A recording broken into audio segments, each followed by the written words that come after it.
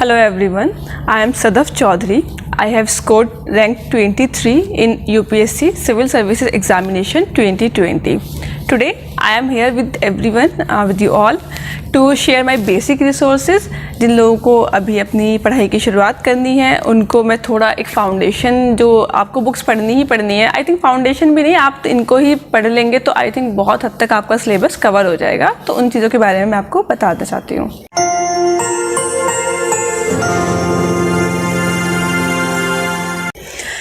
सबसे पहले तो सबको पता होगा कि NCERTs, जो आपकी बेसिक NCERTs हैं क्लास 6 से लेकर क्लास 12 तक, वो बहुत इंपॉर्टेंट हैं।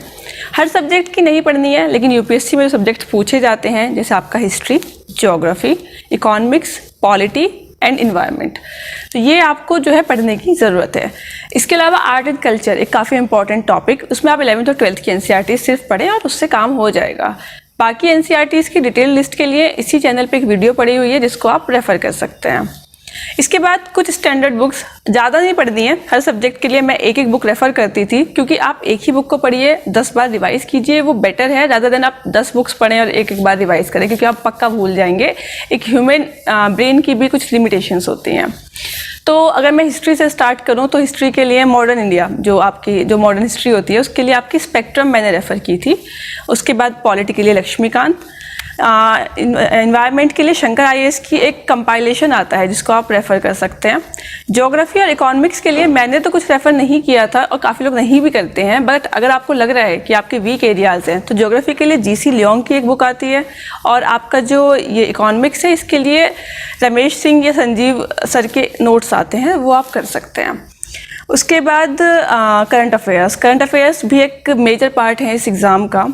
तो उसमें मैं न्यूज़पेपर डेली पढ़ती थी, द हिंदू या इंडियन एक्सप्रेस, इनमें से कोई भी एक न्यूज़पेपर आप पढ़िए, लेकिन रिलीजियसली पढ़िए, कभी मिस नहीं करेंगे आप, क्योंकि आपका ओपिनियन, आपका पर्सपेक्टिव वहीं से बिल्ड होता है। उसके बाद आपकी करंट अफेयर्स मैगजीन आती हैं जो आप रिवीजन के लिए यूज़ कर सकते हैं। बहुत से लोग खुद से नोट मेकिंग करते हैं, अगर आप वो कर सकते हैं तो बहुत अच्छी बात है। अगर आपके पास टाइम की कुछ शॉर्टेज है तो आप विजन IAS की आती हैं, इनसाइट्स की आती हैं, किसी भी एक कोचिंग की, बहुत जगह से पढ़ने की अगेन ज़रूरत नहीं है, मल्टीपल सोर्सेज नहीं होने चाहिए, किसी भी एक कोचिंग की आप लीजिए। मैं विजन की लेती थी और उनसे रिवाइज़ किया करती थी प्रीलिम्स से पहले, मेंस से पहले, जैसे भी मेरे एग्ज़ाम आते गए। और उसके अलावा फिर आई थिंक प्रैक्टिस भी ज़रूरी है। जैसे आप पढ़ रहे हैं, फाइन, देन आप रिवाइज़ कीजिए, that is also fine. Previous year question papers solve कीजिए। प्रीवियस ईयर क्वेश्चन पेपर्स आप सॉल्व करेंगे तो आपको आइडिया लगेगा कौन सी चीज़ें, कौन से सेक्शंस हैं ज़्यादा इंपॉर्टेंट हैं, उन पर ज़्यादा फोकस कीजिए, जो थोड़े कम इंपॉर्टेंट हैं उन पर आप थोड़ा कम फोकस कर सकते हैं। Lastly online resources, online medium काफ़ी चीज़ें हैं जहाँ जो आपको अवेलेबल होंगी, काफ़ी सारे प्लेटफॉर्म्स हैं, बहुत सारी कोचिंग्स भी हैं जो ऑनलाइन ही सिर्फ रन कर रही हैं, जैसे इनसाइट्स IAS है और IAS बाबा है, तो यहाँ से आप रेफ़र कर सकते हैं। फोरम IAS भी है। मैं इनसाइट्स ऑन इंडिया की जो डेली क्विज आया करती थी वो सॉल्व किया करती थी, उससे मेरी प्रैक्टिस हो जाया करती थी। मल्टीपल चॉइस क्वेश्चन होते हैं, आई थिंक 5 क्वेश्चन वो डेली पोस्ट करते हैं, आप डेली सॉल्व करते रहिए, आपके करंट अफेयर्स का रिवीजन साथ साथ होता रहेगा। तो आप ये कर सकते हैं कि इनसाइट्स में, IAS में, और विज़न की भी जो वेबसाइट है, जो विज़न की मैगजीन्स की मैं बात कर रही थी, वो भी आप फ्रीली डाउनलोड कर सकते हैं उनकी खुद की वेबसाइट से। तो ये जो ऑनलाइन रिसोर्सेज हैं आपके, जो फ्रीली में अवेलेबल भी हैं आपको, इनको अगर आप जुडिशियसली और इनको अगर आप स्मार्टली यूज़ करेंगे तो आई थिंक आपको बहुत ज़्यादा बुक्स की ज़रूरत नहीं है, बहुत ज़्यादा रिसोर्सेज की ज़रूरत नहीं है। इन्हीं को एक लिमिटेड रखिए, मल्टीपल टाइम रिवाइज़ कीजिए और चीज़ें दिमाग में एकदम बसा लीजिए। मतलब ऐसा है कि आप सोते सोते भी उनका जवाब दे पाएँ। जब आपको उस लेवल की एक्सपर्टीज एक बार मिल जाती है तो आई थिंक क्या ही ऑब्स्टिकल और रह जाता है। तो ऐसे के लिए आप ये कर सकते हैं कि 40-50 टॉपिक्स होते हैं आपके, जो आपको एक अनुदीप दूरी शेट्टी सर थे जो 2018 में आई थिंक उनकी फर्स्ट रैंक आई थी, आप उनका ब्लॉग है, आप वहाँ पे जा सकते हैं। उन्होंने SC के टॉपिक्स का कंपाइलेशन डाला हुआ है, 40-50 टॉपिक्स, घूम फिर के वही टॉपिक्स पे ऐसे आते हैं। हेल्थ है, एजुकेशन है, सोशल जस्टिस है, ये सारी चीज़ें।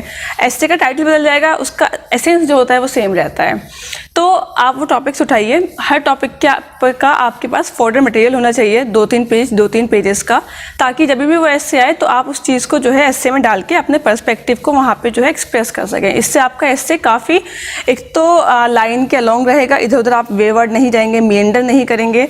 दूसरी बात ये कि बहुत इफेक्टिव होगा क्योंकि आपके पास कॉन्क्रीट डाटा, फिगर्स, पॉइंट्स सब कुछ रहेंगे। इंटरव्यू के लिए आपका डेफ बहुत इंपॉर्टेंट है। डिटेल एप्लीकेशन फॉर्म जो होता है, जिसको आप बायोडाटा समझ सकते हैं अपना, वो इंटरव्यू पैनल के पास पास रखा रहता है जिससे वो क्वेश्चंस पूछते हैं। जनरली 70-80% क्वेश्चंस वहीं से आते हैं। तो इंटरव्यू के हर जो आपका डेफ है उसमें हर वर्ड को आपको प्रिपेयर करना है। आपका होम टाउन है, क्यों है, कहाँ से आया, क्या उसमें फेमस है, आपकी हॉबीज़ हैं, आपका कॉलेज है, उससे रिलेटेड वो कुछ भी पूछ सकते हैं क्योंकि वो आपके बारे में है। अगर आपको अपने ही बारे में नहीं पता है तो फिर वो एक अच्छा इंप्रेशन नहीं जाता है। तो जो करंट अफेयर्स है, रैंडम है, वो पार्ट होगा डेफिनेटली होगा, उसको आप आई थिंक कर सकते हैं क्योंकि आप इतना पढ़ के आ रहे होंगे। लेकिन अपने खुद के बारे में वो आपको अलग से पढ़ना है। तो मैं जो 3 महीने मेरे थे इंटरव्यू के और मेंस के बीच में, मैंने हमेशा डेफ प्रिपेयर करने पे जो है फोकस किया ताकि कम से कम मैं अपने से रिलेटेड क्वेश्चंस तो आंसर कर पाऊँ। बाकी नहीं आता है तो नहीं आता है, उसमें तो इंसान है, आप कोई भी इनफॉलिबल नहीं है। तो मुझे लगता है यही स्ट्रेटेजी जनरली लोग फॉलो करते भी हैं, आप भी कीजिए और सक्सेस आपको ज़रूर मिलेगी। इसी के साथ मेरी बहुत एक बेस्ट विशेज़ हमेशा हैं आपके साथ में। आप इस बार अटैम्प्ट दे रहे हैं, नेक्स्ट टाइम अटैम्प्ट दे रहे हैं, अपना बेस्ट दीजिए, कॉन्फिडेंस रखिए। कॉन्फिडेंस बहुत ज़रूरी है और अपने ऊपर भरोसा रखिए कि हाँ मैंने तैयारी की है, मैं पेपर सॉल्व कर सकता हूँ। और अगर मुझे इस लेवल का आता है कि अगर मुझे भी आता है तो सबको आता है और मुझे नहीं आता तो किसी को भी नहीं आता।